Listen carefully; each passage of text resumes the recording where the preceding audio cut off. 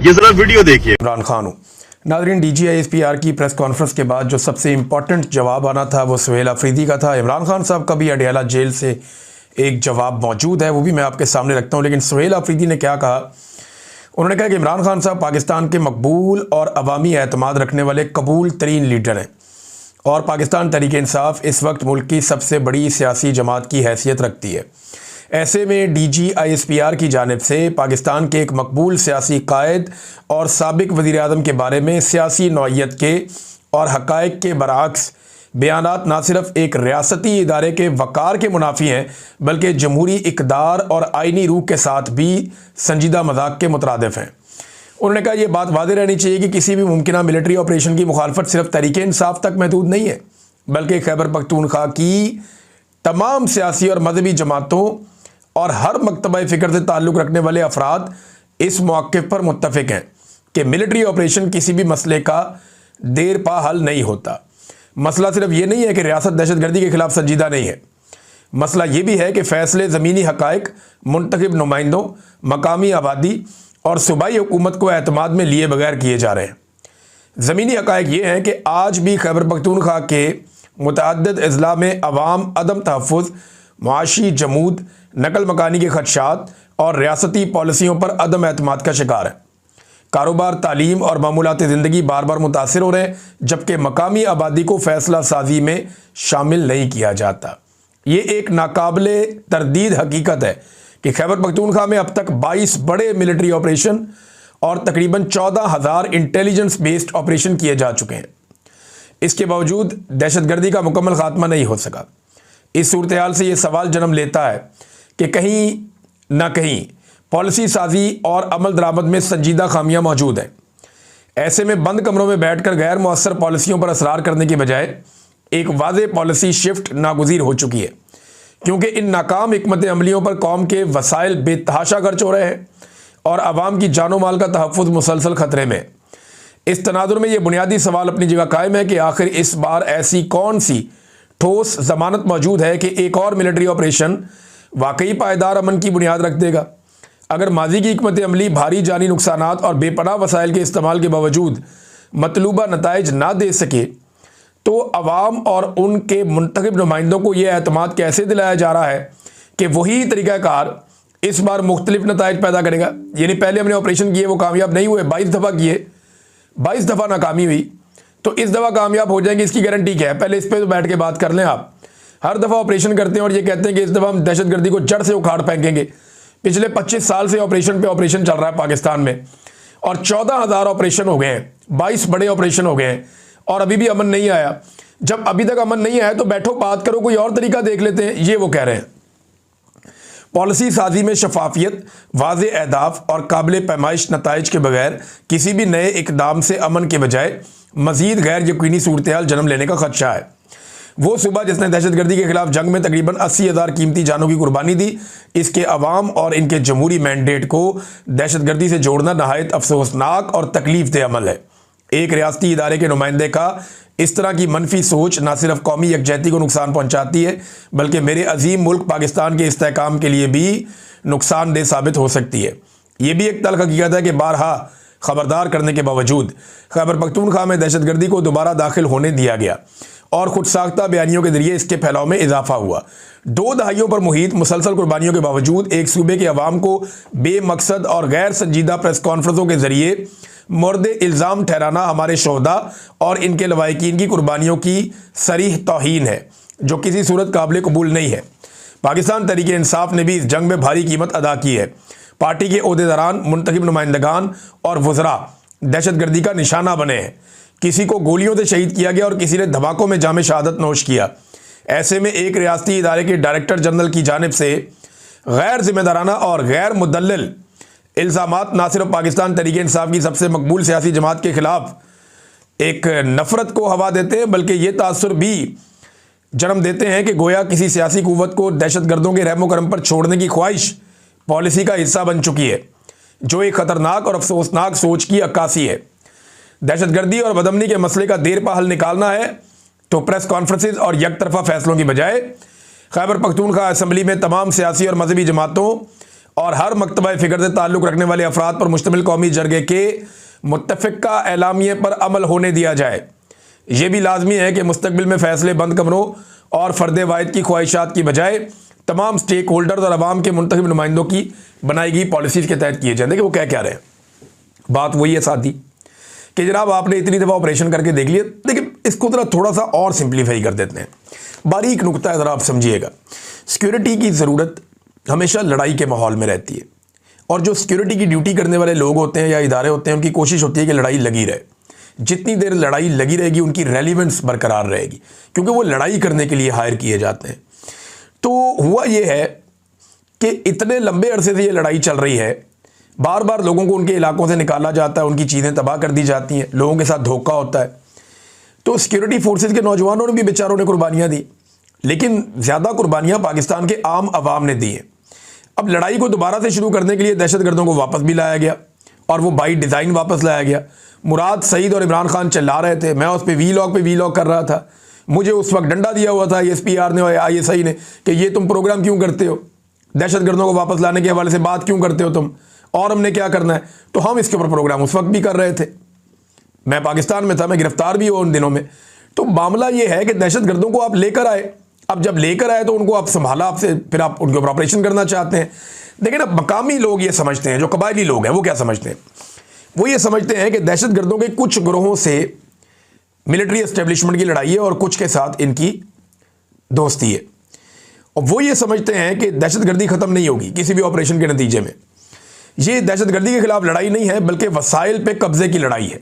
मकामी लोगों को ये लगता है कि दहशतगर्दों के कुछ ग्रोह और मिलिट्री एस्टेब्लिशमेंट ये मिलकर हमारी ज़मीनों पर, हमारी मादनियात पर कब्जा करना चाहते हैं और ये हमें नुकसान पहुंचाना चाहते हैं। अब जिन लोगों का पहले माजी में नुकसान हुआ था, उनके नुकसान का अदाला अभी तक नहीं किया गया, और जो आम लोग हैं उनका नुकसान हमेशा दहशतगर्दों से और सिक्योरिटी फोर्सेस से ज़्यादा होता है। ये वो वजूहात हैं कि लोग मुतनफ़र हैं। फिर DGI-SPR ने यह भी स्टेटमेंट दे दिया कि मादनियात कोई जहेज़ में लेकर आया था। अब लोगों के दिमाग में ये भी है कि इनके दिमाग में ये है कि मादनियात हमने निकालनी है, तो मादनियात तो लोगों का हक है, वो पाकिस्तानियों का हक है, वो किसी इदारे की तो नहीं है। तो वो पाकिस्तानियों के ऊपर लगेगा ना पैसा, या कोई कमा के अपनी जेब में डाल देगा कमीशन खा के, तो ये तो नहीं होगा। ये लोग ये समझते हैं कि इनकी ज़मीनों पे कब्जे होने चाहिए। इमरान खान ने स्टेटमेंट दिया था, वो भी बड़ा इंपॉर्टेंट है। इमरान खान ने बहुत पहले इस हवाले से अपना बयान दे दिया था। 2021 में, ये इमरान खान का स्टेटमेंट मैं आपको पढ़ के सुना रहा हूँ, जेल से उन्होंने स्टेटमेंट दिया। 2021 में उस वक्त की फौजी क़यादत ने हथियार फेंकने वाले दहशतगर्दों को वापस बसाने का मंसूबा पेश किया था। कौन था? General Bajwa, general Nadeem Anjum. मगर इस मंसूबे को खैबर पख्तूनख्वा और कबायली इलाकों के हमारे मुंतखब नुमाइंदों ने मुस्तरद कर दिया था। इस मंसूबे पर हमारे दौर में अमल नहीं हुआ था। लेकिन अब हक़ाइक़ के बरक्स तहरीक इंसाफ की हुकूमत पर यह सरासर झूठा इल्ज़ाम लगाया जा रहा है कि मुल्क में दहशतगर्दी उस दौर में लाई गई और दहशतगर्द लाकर बसाए गए। कौम को बताया जाए कि कौन से दहशतगर्द कब, कहाँ और कैसे बसाए गए। यही सवाल हमने पिछले वीलॉग में पूछा था। तो इमरान खान साहब ने तो जेल से बैठ के जवाब दिया कि जनाब मैं तो दहशतगर्द नहीं लेकर आया, दहशतगर्द तो आप लोग लेकर आए थे। अब यहाँ पे एक स्टेटमेंट जो है ना मुशाहिद हुसैन सैयद साहब का भी है, बड़े सीनियर सियासतदान है। वो ये कहते हैं कि मुज़ाकरात के लिए TTP के कुछ लोगों को छोड़ा गया, इसके नतीजे में पाकिस्तान में दहशतगर्दी बढ़ गई। मुज़ाकरात उस वक्त की मिलिट्री एस्टेब्लिशमेंट के कहने पर शुरू किए गए और वो इसमें पूरी तरह शामिल थे। मैंने जनरल बाजवा और जनरल फैज़ से पूछा भी था कि आपके गारंटर्स कौन है, कौन गारंटी देगा, इसका क्या नतीजा होगा। एस्टेब्लिशमेंट के जिन मफरूज़ों पर यह गुफ्तगू शुरू हुई वो मफरूज़े गलत निकले, यानी फिर एस्टेब्लिशमेंट का ही गलत, कसूर ही एस्टेब्लिशमेंट का था। आसमा शरादी साहबा ने एक बड़ा अच्छा सवाल किया। उन्होंने पूछा वहाँ पे कि जनाब सिविलियंस को तो कसूरवार कहते हैं, लेके तो मिलिट्री एस्टेब्लिशमेंट आई थी, तो इनका कहीं नाम ही नहीं आता, इनको कोई पूछता ही नहीं है। ये रिस्पॉन्सिबल है ये पॉलिसी बनाने के कि लेकर आने हैं दहशतगर्द वापस, क्योंकि बॉर्डर पे तो ये खड़े हैं और फैसला भी इन्होंने किया था। तो एक के बाद एक गवाही दे रही है। अच्छा, इसमें ना DGI-SPR ने एक और बड़ा काम किया, उन्होंने तारीफ की DGI-SPR ने। पहले एक डाटा आपके सामने रखता हूं, ये जरा डाटा आप देखिए। ये दहशतगर्दी का डाटा है, ये काली लकीरें जो आपको नजर आ रही है ये दहशतगर्दी की हैं। ये देखें 2015 में दहशतगर्दी कितनी ज़्यादा थी, 3.7K यानी 3700। 2016 में कम हो गई, 17 में मजीद कम हो गई, 18 में और कम हो गई, 18 में इमरान खान साहब की हुकूमत आई तो मजीद दहशतगर्दी बहुत नीचे चली गई। उसके बाद 2019 में और नीचे चली गई, 2020 में और 21 में थोड़ी सी बढ़ी लेकिन कंट्रोल रही। यानी 2018, 19, 20 और 21 ये दहशतगर्दी के कंट्रोल के हवाले से बेहतरीन साल थे।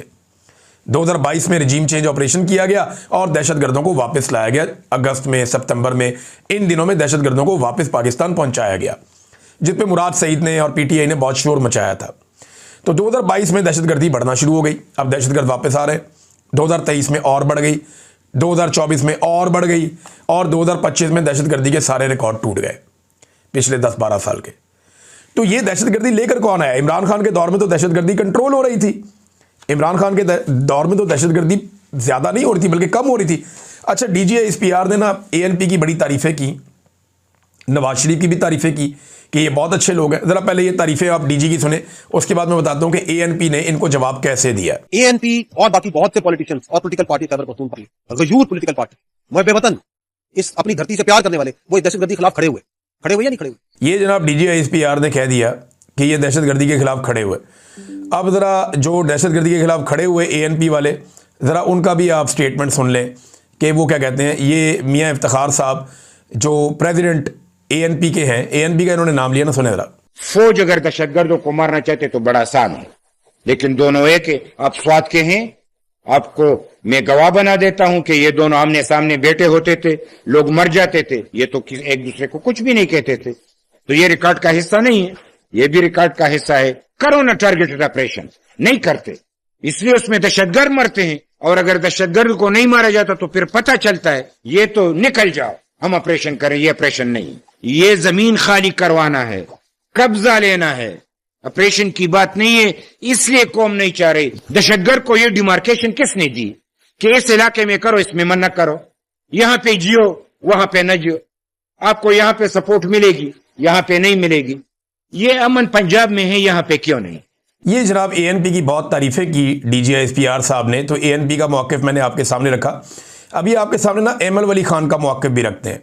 एमएल वली खान जो एएनपी के सरबराह हैं, वो इस बारे में क्या कहते हैं, जरा उनकी भी आप बात सुन लें, आपको सब पता चल जाएगा। कल जो इस्तेहकाम पाकिस्तान ऑपरेशन हमारे पाकिस्तान में लॉन्च हुआ है, तो इस जुमले से यही समझ आ रहा है कि इस्तेहकाम पाकिस्तान फिर पुख्तून और बलोच की तबाही से आएगा। हमारी दीर में एक इलाका है मैदान, वहां पे कल कुछ ड्रामाबाजी हो। ये ड्रामाबाजी हम बहुत देख चुके हैं। कोई 6 दहशतगर्दों को जेब से निकाल के वहां गिराया गया और फिर पूरे इलाके में खौफ और हरास और हेलीकॉप्टर्स घूम रहे हैं और बम्बार्डमेंट्स हो रही हैं। बदकिस्मती से हमारे पाकिस्तान में तारीख गवाह है कि हमने स्टेट स्पॉन्सर्ड टेररिज्म की। सुना ही नाज़रीन, आपने ये बार बार कहते रहे हैं, स्टेट स्पॉन्सर्ड टेररिज्म हमने किया पाकिस्तान में और बार बार किया। तो ये तो एएनपी कह रही है, जिनको आप कह रहे हैं जी बहुत मुहिब्बे वतन। अभी हर मुहिब्बे वतन ये कह रहा है कि ये 2 नंबरी, ये फ्रॉड है। ये ऑपरेशन अगर ठीक होते तो 22 बड़े ऑपरेशन और 14,000 छोटे ऑपरेशन के बाद पाकिस्तान में अमन आ जाता। इमरान खान के दौर में अमन कैसे आ गया था? क्योंकि इमरान खान ने ऑपरेशन के साथ साथ एक प्रॉपर जो तरीका दहशतगर्दी को खत्म करने का होता है उसको अडॉप्ट किया था। इमरान खान ने यह कहा था कि दहशतगर्दी ऐसे खत्म नहीं होगी, आपको बातचीत करनी पड़ेगी स्टेक होल्डर से, और फिर उसने अमन कायम करके दिखाया था। आज भी वही फॉर्मूला है। नवाज शरीफ साहब के बारे में इन्होंने कहा नून लीग। जरा नवाज शरीफ साहब की बात सुने आप। आज पाकिस्तान आपने अपना पेट काटकर जिस फौज को मारा है, जो फौज को हेलीकॉप्टर लेके दिए हैं, जो फौज को हमने हवाई जहाज लेके दिए हैं, जो तोपें और बंदूकें लेके दिए हैं, आज वही हेलीकॉप्टर, तोपें और बंदूकें पाकिस्तानियों का फूल कर रहे हैं। समाज में क्या हो रहा है? इन कबायली इलाकों में क्या हो रहा है? बलोचिस्तान में अकबर बुट्टी को मार दिया गया, बालाच मरी को मार दिया गया। ये पाकिस्तान में कराची के अंदर 48 लाशें गिर गई। जिस दिन 48 लाशें कराची में गिरी, उस दिन रात को मुशर्रफ ने इस्लामाबाद में जलसा करके इस तरह से सब पूरी कौम के सामने अपने ये बाजू ऐसे करके दिखाए थे कि देखो मैं सबसे ज्यादा ताकतवर हूं। ये इस तरह, ये इससे बड़ी गुंडागर्दी, ज्यादती, जुल्म और क्या हो सकता है?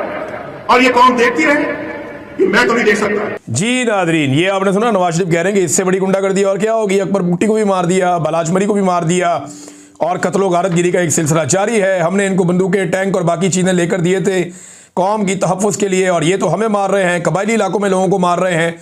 ये नवाज शरीफ साहब का स्टेटमेंट है।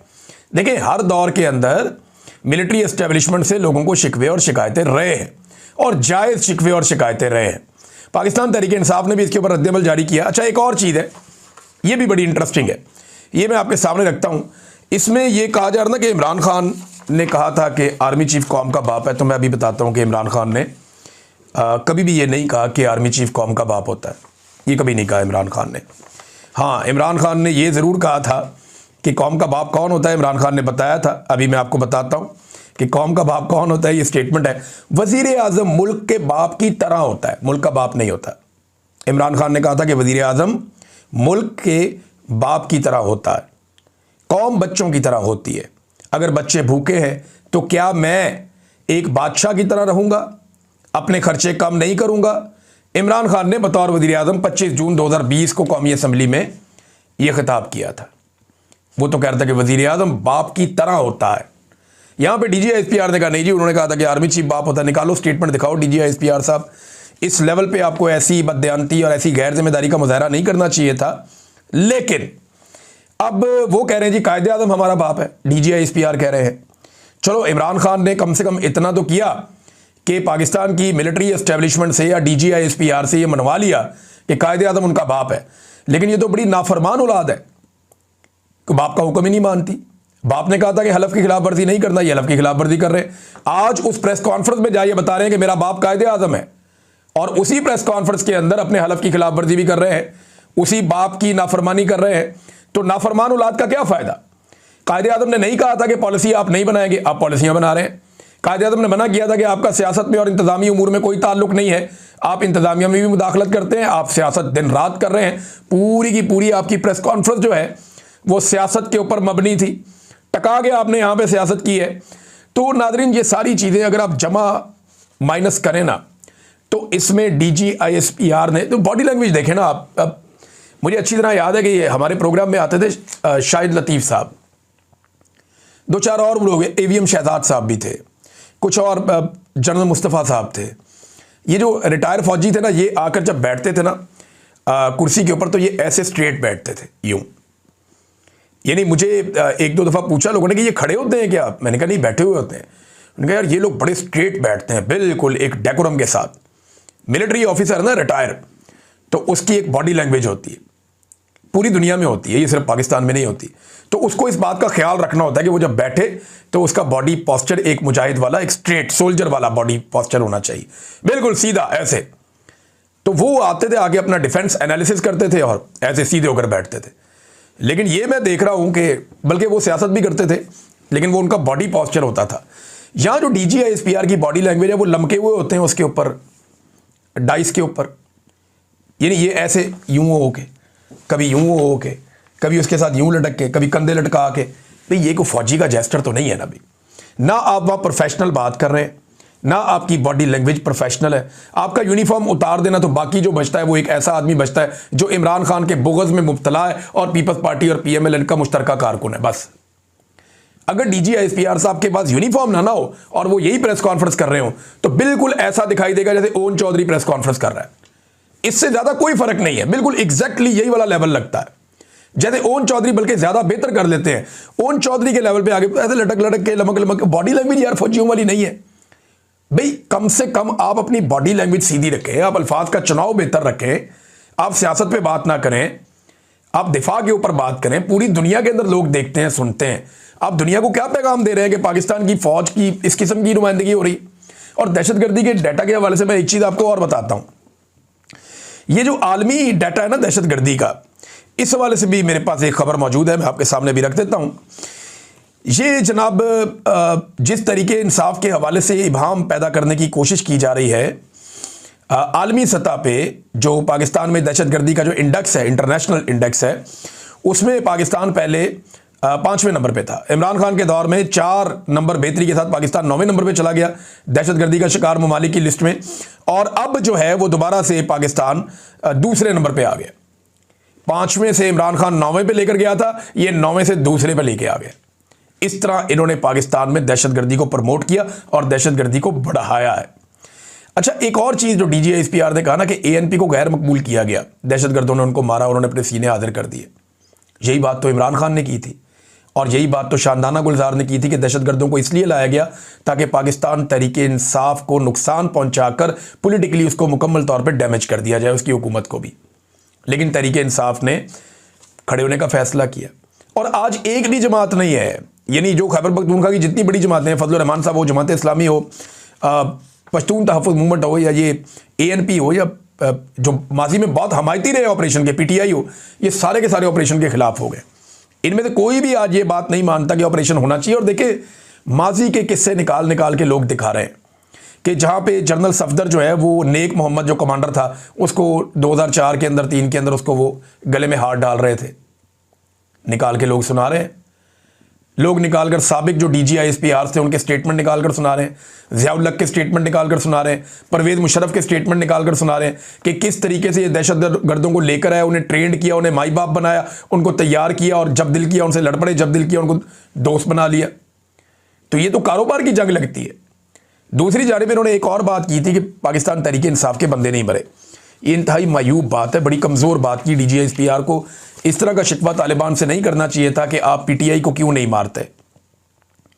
PTI ने अपने दर्जनों शोहदा की तस्वीर जारी कर दी हैं, और उसमें कोई किसी इलाके का सरबराह है PTI का, कोई जो है वो ओहदेदार है, कोई MP है, कोई मिनिस्टर है, कोई मिनिस्टर का भाई है, कोई उनकी फैमिली है। तो वो उन्होंने बहुत सारी तस्वीरें अपनी जारी कर दी पाकिस्तान तहरीक इंसाफ ने। पुरानी खबरें निकाल कर रख दी DG ISPR के सामने कि आपने गलत बयानी से काम लिया। पाकिस्तान तहरीक इंसाफ को बहुत ज़्यादा दहशतगर्दी का सामना करना पड़ा, हत्ता कि इमरान खान साहब को गोलियां लग गई। अब देखें ना, इमरान खान साहब को गोलियां या तो दहशतगर्द मार सकते थे, तो या वो मार सकते थे जो इमरान खान के दुश्मन थे, जिनके खिलाफ इमरान खान FIR करवाना चाहते थे। तो आज DG ISPR ने यह भी कन्फर्म कर दिया कि इमरान खान को दहशतगर्दों ने हमला नहीं किया, उन्होंने ही किया जिन पे इमरान खान फिर FIR करवाना चाहते थे। लगता तो अब ऐसे ही है। तो नाज़रीन, एक और भी शिकवा किया उन्होंने कि इंसदाद दहशतगर्दी की अदालतों के फैसले नहीं आ रहे, दहशतगर्दों को छोड़ दिया जाता है। अभी हाल ही में तो दहशतगर्दों के खिलाफ फैसले आए, वो इतनी बड़ी दहशतगर्द है यास्मीन राशिद, उनके खिलाफ अभी इंसदाद दहशतगर्दी की अदालत ने फैसला दिया।